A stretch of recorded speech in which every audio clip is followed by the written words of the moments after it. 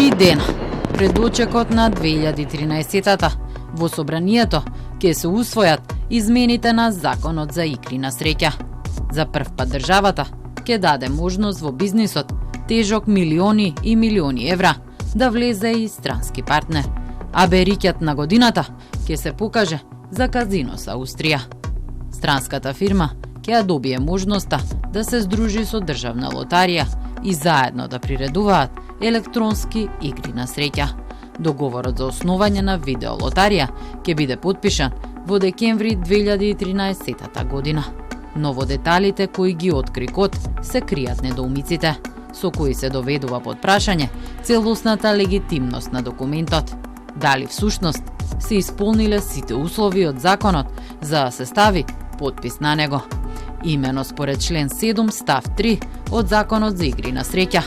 Електронските интернет игрите на среќа се приредуваат од страна на трговското друштво од ставот 2 на овој член, односно државна лотарија, само или заедно со други приредувачи. Значи државна лотарија всушност може сама или со други приредувачи да биде во бизнисот на среќата.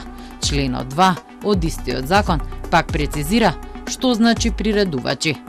Приредувач на игри на среќа е трговско друштво со седиште во Република Македонија, на кому му е издадена лиценца, односно дозвола за приредување на игри на среќа, и трговско друштво во кое содружник или акционер е Република Македонија и е основано за приредување на игри на среќа.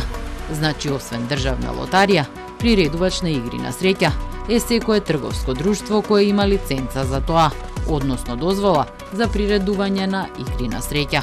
А во зависност од тоа, со какви игри на среќа сакаат да се бават приредувачите, зависи и висината на основачкиот влог кој мора да го имаат за да ја добијат истата. Од 40.000 евра па се до 2,5 милиони евра требало да имаат фирмите во тоа време, во основната главнина, доколку сакаат да се бават со овој бизнис. Речи си истите правила на игра важат и денес. А Казино со Австрија, како што и сведоча документите од Централниот регистар, била основана само со 7.700 евра.